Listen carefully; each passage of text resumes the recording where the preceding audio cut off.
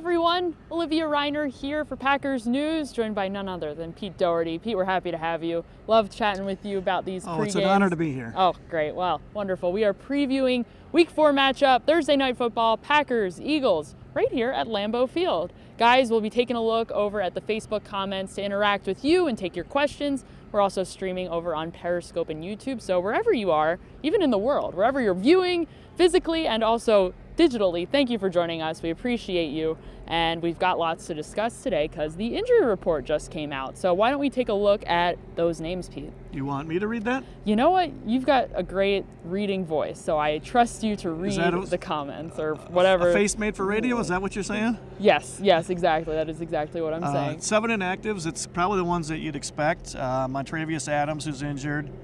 Oren Burks, who's injured. Jake Kumaro, who was questionable coming in. Injured, shoulder injury. Kadar Holman, I think is he still hurt, or I guess he's back practicing at least part-time? He has no longer been wearing the non-contact jersey, but he is yet to really get back to since the stinger injury.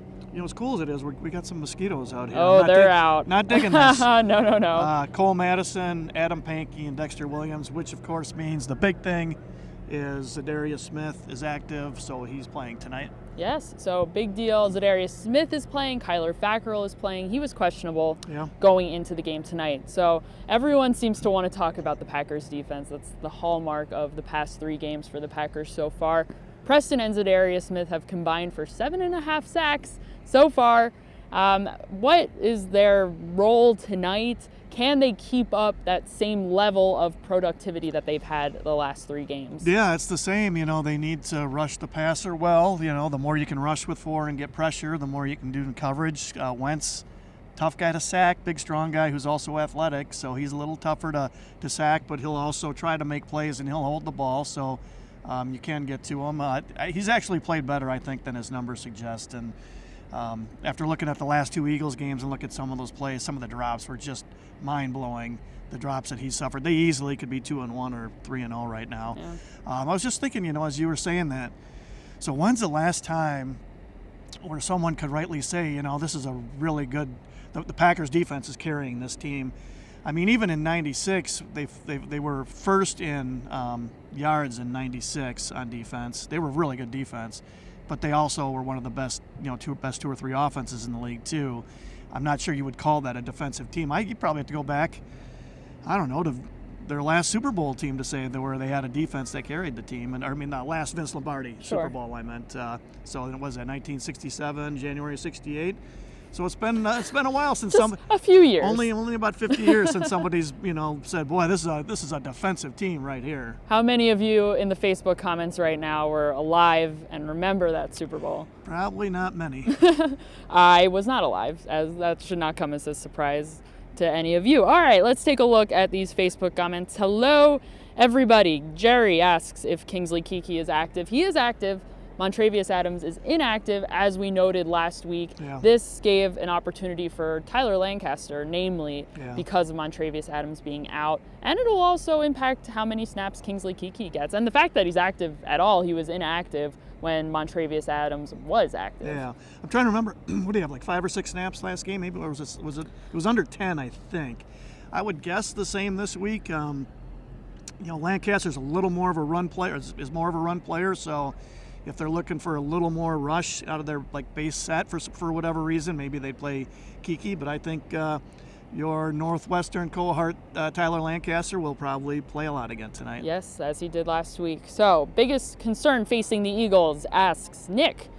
To me, I look at the Eagles' offensive line and I wonder, is this the week that Zadarius Smith's load, his workload that he's sustained over the last 3 weeks, is this the week that it catches up to him? Because they are facing the Eagles' offensive line, which is, even though it has some holes at this point right now, I think they're a little bit depleted. Yeah. I still think that their offensive line is strong, and Zadarius Smith, because of his pass rushing abilities, even some of his run stopping, the way that he works inside sort of as well, I think that might show tonight. That's a big face-off. Yeah, the Eagles have good tackles. Jason Peters and Lane Johnson, they're both good tackles. So that makes it a little tougher. As you said, Zadarius Smith moves inside sometimes. But he's got that knee injury, and he's played a lot, and they're playing on a short week, so this could be a game where, maybe he's not feeling as good, maybe he's not as impactful, or maybe he plays great anyway. I wonder, with the short rest, I wonder if they're going to rotate Rashawn Gary in a little more. Fackrell's playing. I wonder if he'll play a little more, and they'll split the snaps a little more for the outside linebackers. But they're trying to win a game too, so part of it probably depends on how the game is going. All right, guys, really quick, I'll read off the Eagles inactives for you guys. We've got Nate Sudfeld is out, Deshaun Jackson out, which we already knew, Ronald Darby, Sharif Miller, Nate Herbig, Matt Pryor, and Tim Jernigan. Any of those names stand out to you right away? Yeah, Deshaun Jackson does. He's a really good vertical threat, so that he's good at taking the top off of defense. They really don't have anybody else who can do that like he can, so that's a big loss. Jernigan's a pretty good inside player, good inside rusher, takes a little heat at least off of Fletcher Cox, or can at least take advantage of the single blocks when Cox is getting double teamed. So I consider that fairly significant too. So Dan and Darby, the starting corner. That's a starting. My apologies. Excuse me, I'm stepping on your feet there, Pete. I'm just a little slow, but I don't want to move on from that point just yet, actually. So on the flip side, something that could benefit the Packers is the fact that their secondary is a little bit banged up too, and perhaps for a guy like Devontae Adams, who has been having a hard time with some cloud coverages and double teams, perhaps tonight's the night where he can get more targets, more receptions. I would think they spent a good part of their early in the week game planning trying to figure out ways to get him the ball, and the Eagles have plenty of talent on defense, but I don't think they have the talent comparable to the Vikings or Bears. And Vic Fangio is one of the best coordinators in the game, who they played last week. So I'm guessing this defense is a half a notch to a full notch down from what they've seen. So maybe that helps get the offense on track at least a little more. All right. So Dan, speaking of the offense getting on track, Dan wants to know, will the Packers emphasize the run tonight like they did in the game against the Minnesota Vikings? If you remember, against the Vikings, Aaron Jones had, I believe, 23 carries, which was a career high for him. I think they're always trying to emphasize the run. I think that is how they plan on setting up the game through the air as well. What about the Packers' run game needs to get off to a little bit of a stronger start? I don't even think against the Vikings they were where they wanted to be with the run game. Yeah, you basically gave the answer I would have said too, so not much more to say other than... All right, Pete, we're done with you here. It's just my show now. Sometimes you got to pass to set up the run, so maybe they'll throw some play action and boots early. And if they hit on even some, 5 or 6 yard gainers, if they hit on several of those, then maybe you have a little more success running the ball. Chase points out that our dear friend Aaron Nagler said that it was windy today. It is a little bit windy. It's not the windiest. It's not as windy as I think it was even last week. Last week I thought it was pretty windy. It started, I think in the last hour or two, it started dying down. And unless there's a storm coming, I think at night it usually dies down, so I don't get the sense that the wind's going to be a big factor tonight. Chase asked if it was windy enough to mess up the past game. I think right now, if it continues the way that it is, we all know inside of Lambeau Field it's always a different story because the wind can get a little bit strange just with the way that the stadium is built. Mason Crosby always has said that if the flags are blowing in one direction on the field, it's probably going the other way. Ryan Wood wrote a great story last year about what it's like to kick in Lambeau Field, namely in the winter, but I would say that it's still pretty applicable just in general, the way that Lambeau Field is. So go check out Packers News after you're done watching us to do some pregame reading on what it's like to kick in Lambeau Field, if you're interested. But yes, Mason Crosby was walking around the field earlier when I was up in the press box like an hour or so ago, and he was just walking back and forth, and he was looking up, looking at the flags, checking to see what the wind's doing in there right now. I'm sure it's more art than science, but he's had a lot of years to work on that art, so he's probably as good as any. He's probably the best person in the organization at figuring out how to play that. 1,000,000% experience kicking in Lambeau is important. Yeah. All right.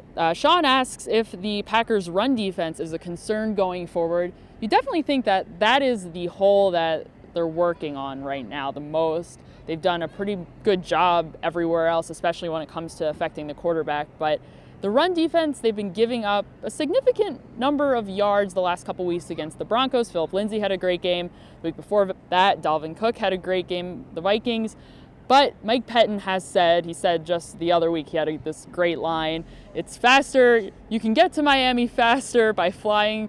I'm going to butcher this. You can get to Miami faster by flying rather than walking. Yeah, that's what he said. It is what he said, yeah. Kind of. It's the gist of what he said. It wasn't as eloquent, but he's kind of funny. Oh, he's hilarious. Yeah. He was great the other day too as well. But anyway, I digress. That's what he said. So the Packers defense will always prioritize the game through the air, is my understanding. But at some point, they're going to want to stop both.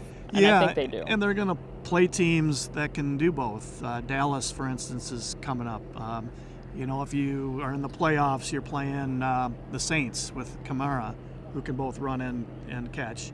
I would be concerned about it. It's not like, it'd be keeping me up all night if I were Pettin, but I'd be worried because basically the last 6 quarters, against the Vikings, Cook broke off that long run.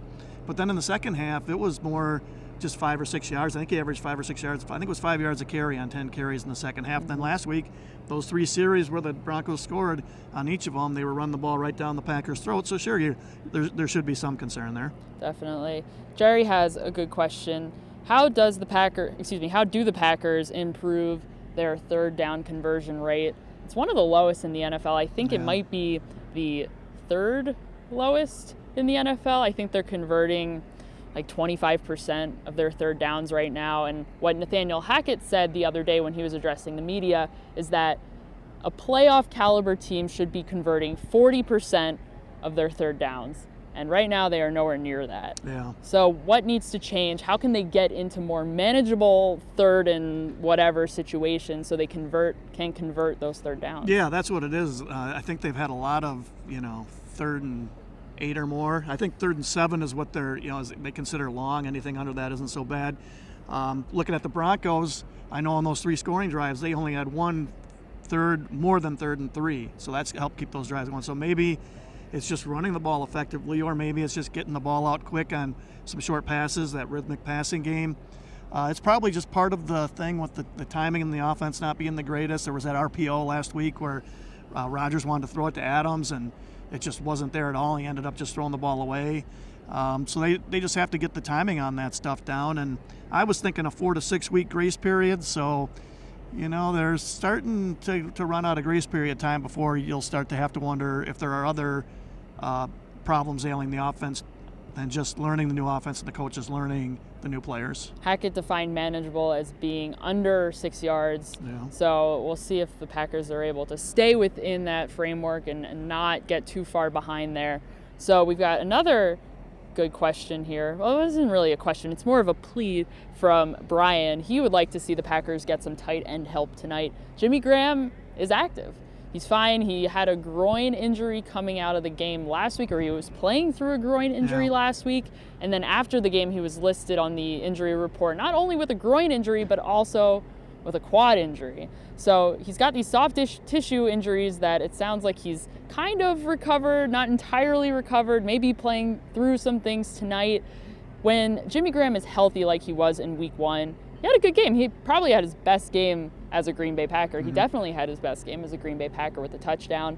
The last couple weeks, since he's been semi-injured, we haven't seen a lot from Jimmy Graham. What are you expecting to see from him tonight? I would say the expectations are pretty low. I mean, that's what happens to older players is they get hurt. They get hurt more. They recover a little more slowly. He's already lost a lot of the explosiveness that made him such a special player a few years ago. And so these soft tissue injuries aren't going to help with that. I still think Tanyan's their best hope at that position before the year's out to add a little juice to the offense. And his blocking's better. He's their most complete tight end probably because Mercedes Lewis, he can't run at all. So the only thing he's got is the element of surprise because nobody's expecting them to throw it to him. So I still think Tanyan's a guy. He's got young legs. He's starting to learn the position. He's played it for a few years now. He's probably their best hope at getting some production on the tight end position. And Graham can be a good red zone player, I would think, still because of his size and ability to box guys out and all that. Someone that Tom Silverstein, I believe it was Tom. Pete, you could correct me if I'm wrong. We have so much wonderful content over It's on hard to keep it all Packers News. straight, isn't it? It's a lot of good stuff, but yes, it's hard to keep it in my brain who wrote what. But I believe it was Tom wrote about Danny Vitale potentially getting more opportunities because of Jimmy Graham's limitations, or at least we're speculating his limitations.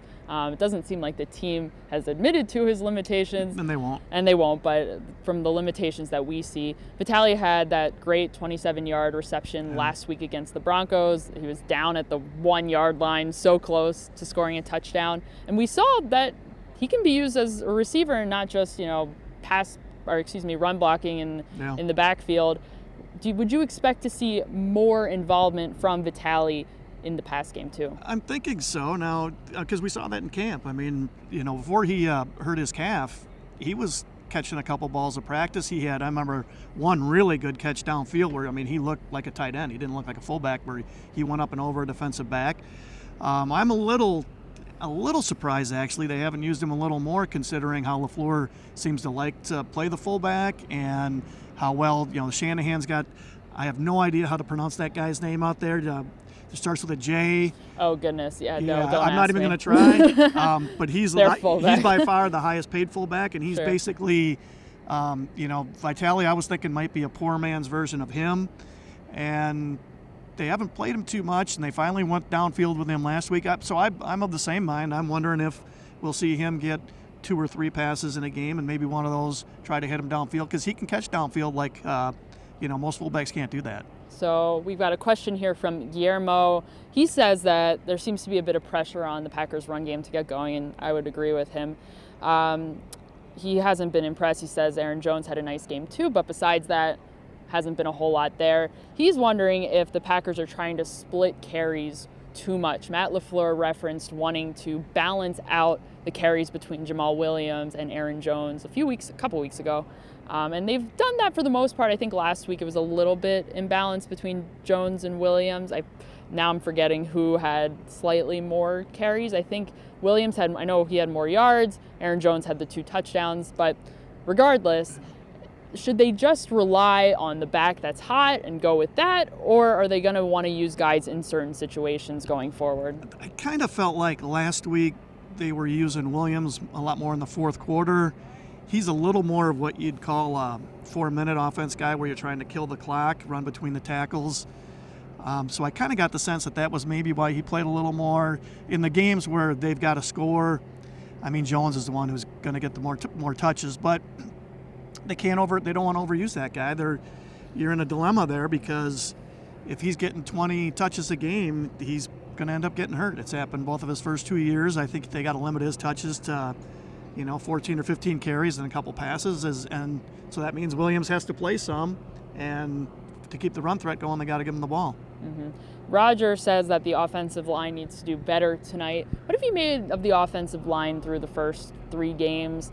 Last game, Aaron Rodgers was pretty pleased with at least the pressure that he felt as a quarterback. He said it was one of the cleanest his jersey has ever looked after a game. To me personally, some of these guys have been seemingly quiet, which I think is a good thing. I think they'd rather be quiet than have you noticed them. Yeah, no, I'd agree. I think they've been fine. I think the interior pass blocking is better than it was last season. Talking with Eric Baranchek, who's our expert on a lot of this stuff, and I'm sure he's right. The run blocking is probably the last thing to come along, because you need game reps for that, for the linemen to get their timing and their splits and all that stuff down, and who blocks who depending on how the defense moves pre-snap. So that's probably going to be the last thing on the offense that comes around. So that in part might explain some of the run game struggles too. All right, Pete, who are you thinking is going to win the game tonight? It's a short week. Eagles are a little bit banged up, but the Packers offense has really yet to find an identity. There's some factors working against both teams tonight. Just so you know, I did some research on this because we were wondering why your picks aren't online and in the paper. And it turns out it's because with the layout, there was only room for 4 people. So I think you're going to be added to the online. Oh, great. So I love making predictions. be ready to start making some picks. In fact, you're going to make one as soon as I'm done. Okay. I actually already made one. I wrote it down somewhere. I think I went 24-20. Packers, I just thought they're the healthier team, and on a short week, with the Eagles banged up as they are on the road, I thought that might be enough to swing it. But as always, your guess is as good as mine. And what is your guess? Well, I did write it down, Pete, so it's right there. He can prove it for me if you want. But I wrote down, I have Eagles 28, Packers 24. I think the Eagles under Doug Peterson. Peterson's a great game planner. I think I think that's going to be a big factor in it tonight. The Packers say that tonight is all about the greatest hits on offense. I don't think Matt LaFleur and the Packers offense have any greatest hits yet. What are their greatest hits? Yeah. So that is a little befuddling to me, and I still think that this is a Super Bowl caliber team despite their record this far in the season. So the Eagles you're talking about? The Eagles, yes. And the Packers potentially too. And just to keep everybody fully informed, I'm not sure if they know this or not, but Olivia is from the Philadelphia area. Oh no! Yes. Oh no! You pointed that out, and now people are gonna be outraged now. No, you're just being an unbiased reporter. I am. That's what you're paid to do. It is. It's true. It's true. But it'll be interesting to see what happens here. I'm going to stall a little bit because we're having some technical issues with the live stream just because of I believe the internet's a little bit slow. So while I'm waiting for this all to load up, Pete, trying to think of some other things. We really didn't talk about the offensive identity as a whole and what they're lacking and what exactly the greatest hits are. I think that's an important part of what the game is going to be about tonight. What are you expecting to see out of this Packers offense, especially just right out of the gate? I mean, the greatest hits are the script, right?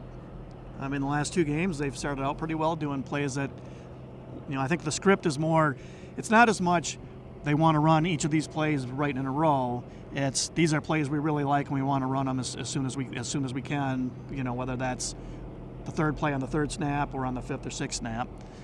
So I wondered, I saw Mike Lombardi pointed this out, that he wondered if they should script the start of the second half too, just to, since it's gone so well for them, maybe and save some of their better stuff, some of their good stuff for later in the game, and not use it all in the first quarter, first 15 plays. Mm-hmm. Otherwise, it's just adjusting better. And you're right. I mean, the greatest hits are Rodgers drawing the defense offside and throwing the ball deep to 83, right? Mm-hmm. Absolutely, yes. So the Packers scored on the opening 3 drives against the Vikings. They scored on 2 of the 3 drives against the Broncos, the opening drives. Because they've been so consistent and that's where they've had their most productivity, would the Packers be concerned if they did not score at all on their opening drive tonight? I would. They shouldn't be, because I don't think they're going to keep coming out and scoring on the first drive every game. But if they keep doing it, it will speak well to LaFleur's at least initial game planning stuff, and then the challenge will be to keep it going second quarter, third quarter, and not have these long stretches like they've had the first 3 games where not only they're not scoring but they're not moving the ball. All right, I'm not entirely sure if we are still live. I'm not sure if you can see me. I don't know if the screen might be black right now. So, guys, if you can't see me, if you can, hello, we're going to try to end this thing right now. Unfortunately, for some reason, the software is having a little bit of a hard time today. So I'm going to actually have to physically unplug this thing to make it stop. So, guys, thank you for joining us. I will be live after the game with Ryan Wood, so make sure you return to Packers News wherever you'll find us, over on Periscope, on Facebook, on YouTube, and join us. We'll break down the game, we'll take some of your questions, and make sure you're following along to all of us during the game as well. We'll provide you guys with lots and lots of updates. Thank you for joining us. We will see you next time.